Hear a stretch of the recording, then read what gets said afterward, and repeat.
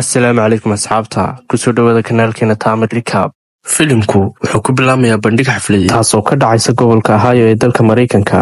Xilligaasi meesha waxaa ku sugnaa nin lagu magacaabi jiray Parker oo isku ekaysiinaya nin mas-uula, laakiin xaqiiqdu tahay inuu yahay tiw xirfadle ah. Waxaana layna tusayaa isagoo isku dayay inuu bangiga gudaha u galo si uu uga dhaca lacag. Kaligiis ma shaqaynayo ee waxaa caawinaya saaxiibadiis kuwaas oo ka kooban 4 qof. Mid waxa uu isku ekaysiyaa askari waardiye ah, midna waxa uu iska dhigaa ninka dadka haga, halka labada kalena ay xidheen dharka dabaaldega xafladaasi. Intaas kadib Parker waxa uu doonayaa inuu gudaha u galo bangigaasi isagoo iska dhigaya mid lacag dhiganaya, balse saaxiibadiis ayaa markiiba weeraraya waardiyaha bangigaasi iyagoo kuwa kalena ay urursanayaan lacagta taala bangigaasi. Waxayna ku guuleysanayaan inay boorsooyinka ku ritaan dhammaan lacagaha bangigaasi. Dhanka kale waxaanu aragnaa mid ka mid ah saaxiibada Parker oo gubaya caws ku dhawaa meeshaasi si uu dadka ugu jeediyo dabkaasi, balse dabka ayaa qabsanaya amaha gaaska taas oo gebi ahaanba gubaysa goobtaasi. Parker iyo asxaabtiisa ayaa si degdeg uga baxaya goobtaasi iyagoo sii raacaya ninkii saaxiibkooda ahaa ee iska ekaysiinayay waardiyaha. Waxaanay aadayaan geerash si ay gaadhiga ugu bedeshaan, waxaanay qaateen baabuur kale oo ay hore usii diyaarsadeen. Intii ay sii socdeen ayaa mid ka mid ah asxaabta oo lagu magacaabi jiray Murder waxa uu keenayaa fikir ah in lacagta ay ku bedeshaan dahab, laakiinse Parker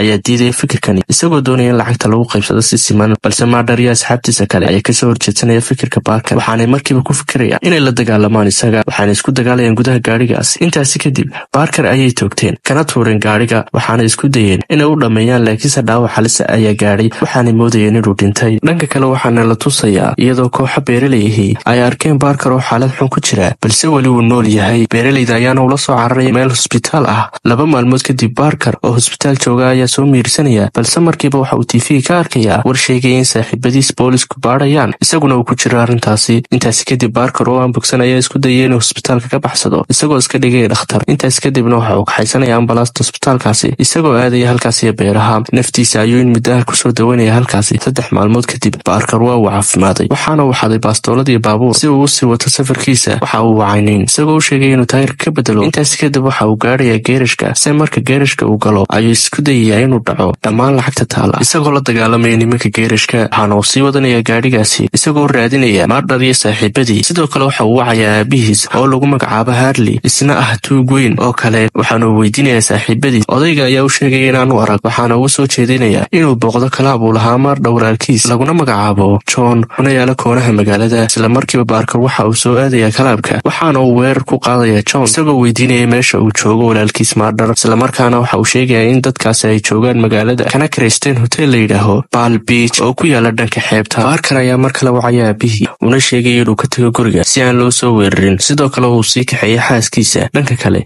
ninkii Murder ayaa loo sheegayaa saaxiibkiisii hore Parker inuu weli nool yahay una ugaarsanayo isaga iyo asxaabtiisa. Dhanka kale waxaana la tusayaa Parker xaaskiisa iyo aabihiis oo isku dayay inay ka baxaan magaalada, laakiin xaaska Parker oo lagu magacaabo Jane ayaa u sheegaysa inay wax yar sugaan si ay u macsalaamiyaan dariskooda. balse Parker aabihi ayaa isna guriga ka baxay. isla markiiba guriga waxaa yimaadeen nin dila ah oo uu usoo diray Murder. xaaska Parker ayaa ogaanaysa in guriga lasoo galay, kadibna waa ay ka baxsanaysaa guriga iyadoo qaadanaysa gaadhigeeda. inta ay jidka kusii jirto waxaa soo wacaya Parker isagoo u sheegay inay nafteeda badbaadiso, aadana guri ku yaala dhankaas iyo xeebta oo iyagu isla garanayeen. sidoo kale odaygii Harley ahaa ee dhalay Parker ayaa la kulmaya wiilkiisa, waxaana uu sheegayaa inuu joojiyo dagaalka kala dhexeeya Murder, haddii kale qoyska ayaa halis gelaya. odayga ayaa sidoo kale usoo bandhigay inuu siinayo lacag gaadhis $200,000 si uu u daayo lacagta Murder uu ka qaatay, laakiinse Parker ayaa diidaya isagoo sheegaya inuu ka argoosan doono raggaasi. Parker ayaa go'aansanaya inuu taga halkaas iyo hoteelka loo sheegayay uuna ku nool yahay Murder iyo asxaabtiisa, wuxuuna isku dayayaa inuu ka mid noqdo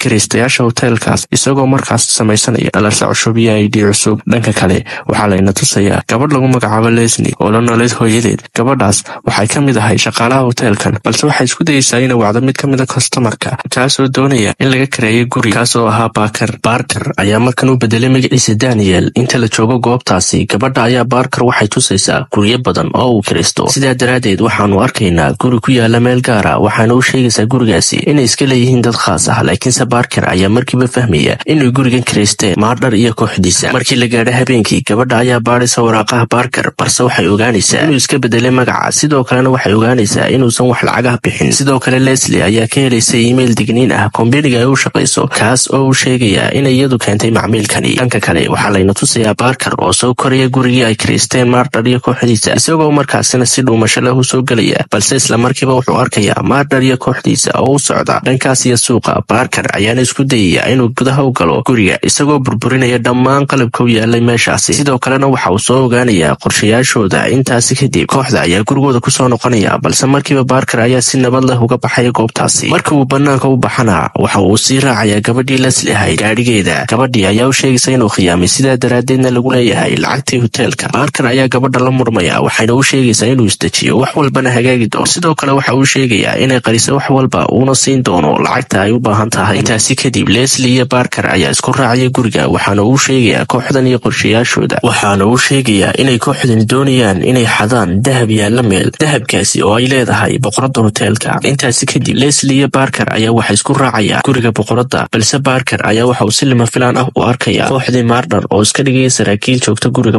boqoraddaasi. Parker marka uu arko arrinkaasi, dib ayuu ugu soo noqonayaa hoteelka, isagoo dejinaya qorshayaal cusub. Marka uu goobtaasi tagana, waxa uu meesha ku arkayaa mid ka mid a raggii Murder oo doonaya inuu shirqoolo isaga. Intaa kadib, dagaal adag ayaa dhex maraya, waxaana uu ka tuurayaa dhankaas iyo badda. Marka la gaadho galabtiina, booliska oo baadhaya Parker ayaa waxay soo gelayaan guriga Leslie, waxayna weydiinayaan inay aragtay Parker. Sidoo kale booliska ayaa u sheegaya Leslie ninka lagu magacaabo Parker inuu geystay dil, isla markaasna ay ku raad joogaan inay soo qabtaan. Balse Leslie ayaa si degdega waxay ku arkaysaa Parker oo dhinaceeda fadhiya, isla markaasna uu dhiig ka buuxo, laakiin boolisku ma arag. Leslie ayaana si degdeg ah ugu sheegaysa booliska inaysan aqoon lahayn ninkaasi. Gabadha oo argagaxsan ayaa dib ugu soo noqonaysa Parker, una sheegaysa inay ka caydhin doonto guriga, balse Parker ayaa u sheegaya inuu shaqadiisa ku noqon doono. Sidoo kale goobta waxaa soo gaadhaya gabadha hooyadeed. Gabadha ayaana isku dayaysa inay arrinka dejiso. Islaanta ayaa u ogolaanaysa Parker inuu sii joogo guriga in muddo ah. Dhanka kale waxaa layna tusayaa marka la gaadho habeenkii, iyadoo ay ka jirto munaasabad guriga boqoradda, isla meeshaas oo uu yaala dahabkii. Laakiin si lama filaan ah waxaa ka dhacaya qarax aad weyn, dadkoo dhan aad ayay u argagaxayaan, cararayaan goobtaasi. Balse inta uu socdo qaruxu, waxa goobta soo gaadhaya kooxdii Murder iyagoo iska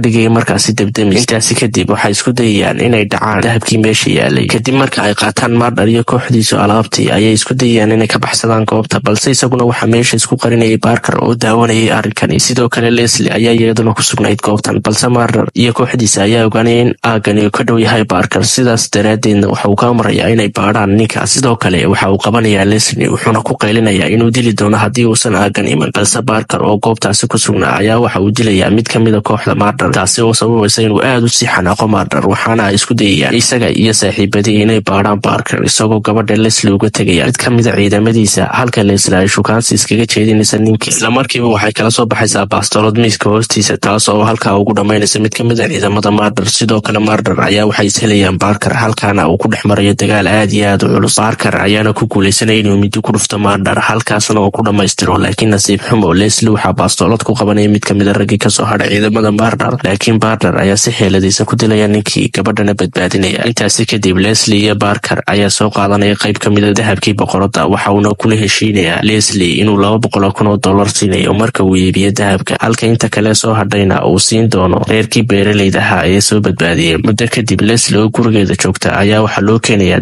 dalabkaasi oo ah lacagta ay kula heshiisay Parker. Aad ayay inoogu farxaysaa markay aragto lacagtaas. Sidoo kale waxaa layna tusayaa reerkii beeraleyda ahaa oo helay lacag aad u badan, taas oo ah tii uu usoo dhiibay Parker, waxayna u mahad celinayaan Parker. Filimkeenuna halkaas ayuu ku dhammaanayaa. haddii aad rabto inuu kusoo dhaco filimkeena maalinlaha ah ee aanu halkan soo dhigno page-keena, fadlan subscribe saar. mahadsanid.